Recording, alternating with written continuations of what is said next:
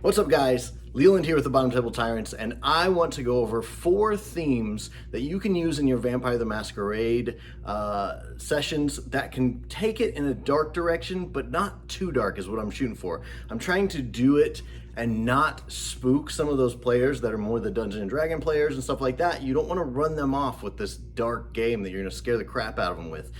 So here are ways that you can use some subtle themes to help your players get into the mindset of what vampire is kind of shooting to be. So let me know what you guys think in the comments. You may love it, you may hate it, but here's my thoughts on it. Thanks, guys.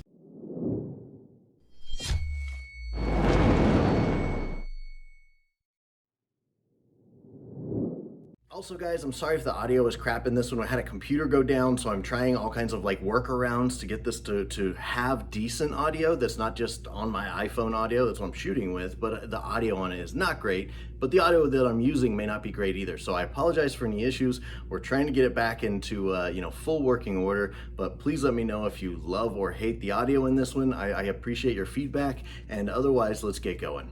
Okay, first one is going to be the most easy one for Vampire the Masquerade, and that's the Beast Within. You are contending with the slow loss of being a human. You are a vampire now, and that means over time you are going to become less and less human as you have things happen, as your beast takes over, and to the point where in the end, maybe 100 years from now, maybe 1,000 years from now, you will become a full beast.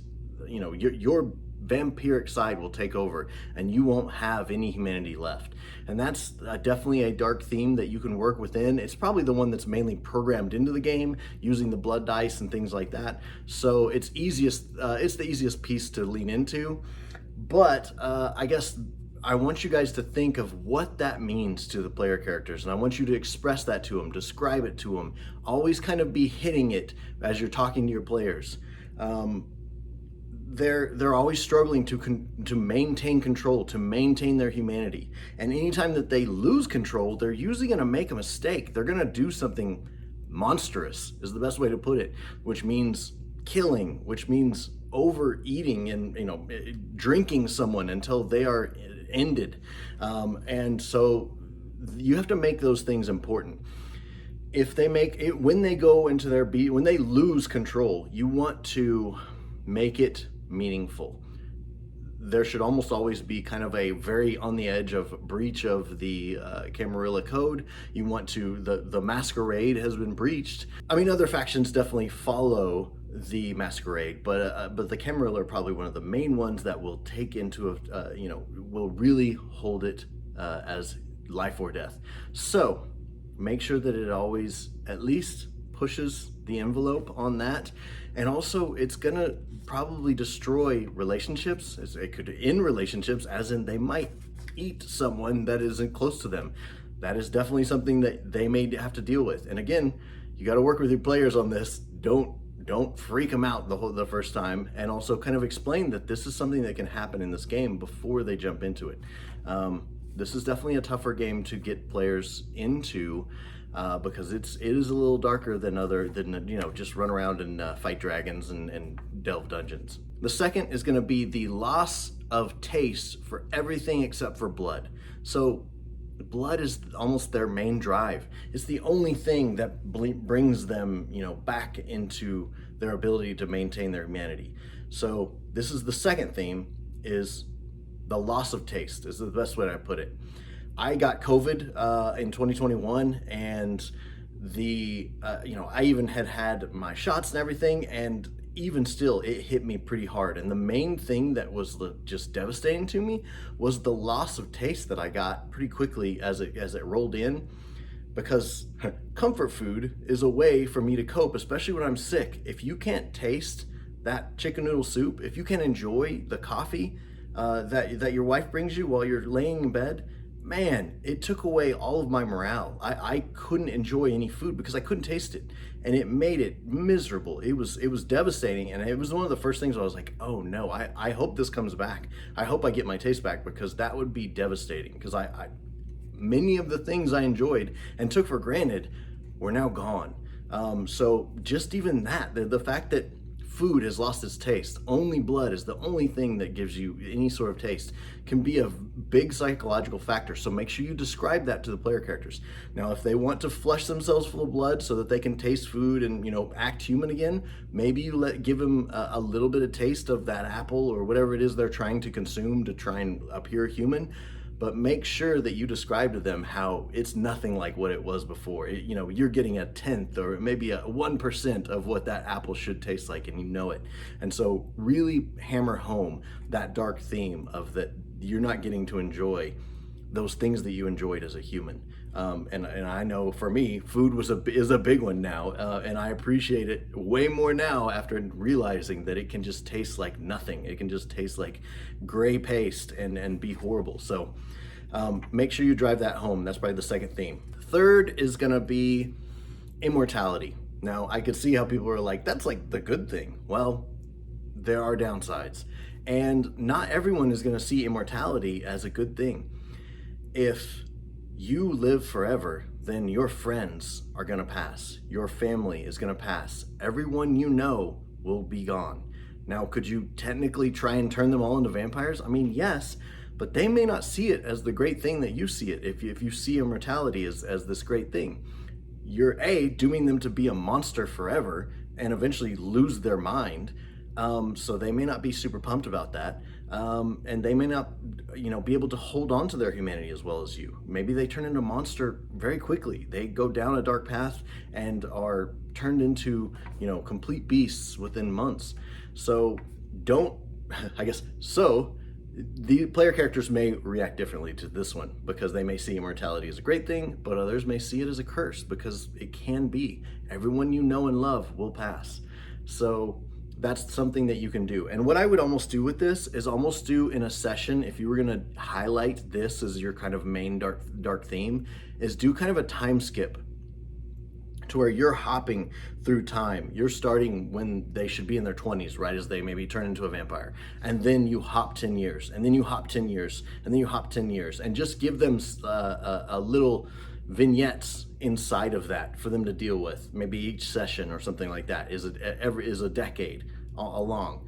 And that allows you to give them, they're able to level them up as they're growing as vampires and stuff like that. Maybe they're becoming more bestial as they do that. So it'd be a fun way to do kind of a time hop vampire theme. But in that, you're also describing how if they had kids, their kids are growing up and having their own children and starting a life probably without them. I doubt you could really be a vampire and go to everybody's graduation and bar mitzvahs and stuff at the same time.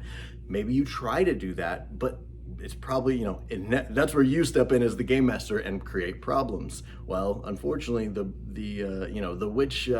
witch's coven is going to come after you right in the middle of that graduation, stuff like that. So the more you try and lean into your human side, the worse things are going to go. So it's another way to play with that immortality theme as being a dark theme, is to make them see how you're not going to be able to maintain these human relationships like you could as a human. Now you're a vampire, and they're going to grow up without you, and they're going to pass away and leave you alone. You'll have no one. You could technically restart a family, but now you're just going to restart that trauma, every 50, 60 years, where you go through this cycle of, getting married, having kids, have them grow up, even the kids' pass away, and you're left alone again. So that can be another dark theme that you could really work with. But to do that in the game, you're gonna have to time hop and just hop. Every session is maybe a decade more, or even further, maybe 20, 30 years, maybe 25 years every decade, or I guess 25 years every session or something. Fourth and final piece is going to be pain. You have to understand that, yes, you're immune to being killed by bullets and things like that, but that doesn't mean it doesn't hurt. Getting shot all the time, or having your neck broke, or even things like drowning. I guess it depends on how you play it. Maybe you say they don't draw breath so they can just go underwater and be fine. But what if they did need to breathe, and then if they can't, then they drown, and then their vampiric self brings them back, and they drown again, and their vampiric self brings them back, and they drown again, over and over and over. Think of the trauma that would cause a person. So again, we're getting dark here on this one, but think of what the pain, you need to be descriptive of how the pain works for them. Are they getting shot and being able to shrug it off? Yes, but they have a white hot bullet stuck in their chest that someone just fired into them. Maybe it's in their heart, maybe it's in their lungs.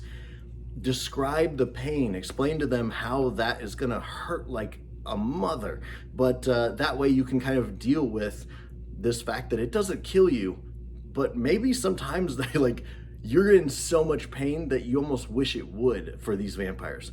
So dealing with pain is probably the next theme, and I guess our final theme of the day here that we're going to go through, that you can really pitch to your player characters, and it has to be you as the GM have to be the one to describe this type of things. You have to explain to them how their broken neck is going to put them out of the fight for a while. Again, just because they take damage doesn't mean that they're gonna just keep going forever. There is enough damage to where they'll have blood loss, they'll go into torpor, they'll have different things happen to them so that they have to heal back before they could do anything else, which can put them out of the fight. But you want to be descriptive with that, not just have it be like, you got shot a bunch and now you're unconscious. That's no fun. Be descriptive with it. Explain to them how these bullets feel as they tear through them. How it feels to feel their lifeblood draining out of them, and that in itself is very vampiric.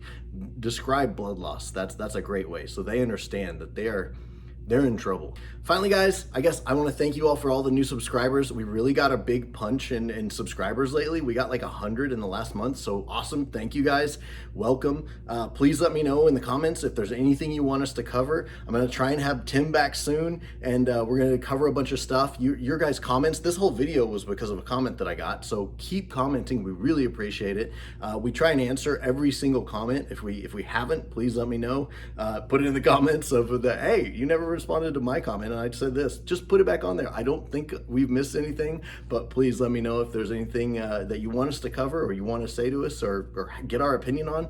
This is a great place to get in touch with us and find out what you think. And you guys all have great ideas, and some of your ideas are becoming episodes, so I really appreciate it. It's giving us great ideas just seeing your comments, because you guys have great ideas on different things that we've covered, from voices and different vampire themes and stuff like that. So we really appreciate it, and we'd love to hear from you. Other thing you can do is always watch more of our videos. If you liked some of them and they really hit it, then please watch some of our other videos and give us comments on those. I mean, we have 2 or 3 videos that are really doing well, and we're excited to see that, and we're gonna riff off those and try and do more of that. But at the same time, we want you guys to watch our other videos and see what you think. Give us the comments. Maybe we're completely wrong on a lot of this stuff. We wanna know that. And we all have differing opinions. This is a great place to talk about those things. So other than that, we appreciate it. And then subscribe, get your friends to subscribe. If you think they would like these videos, send it to them. Let them see what they think. I know sometimes we have different opinions on stuff, and that's great. That's why being GMs is so awesome, is because you can have 10 different tables and they'll run it 10 different ways, and that's amazing. And I want to see that, and I want to hear that from you guys of how you would run it. So I appreciate it. We love you guys. Thank you. Leland out.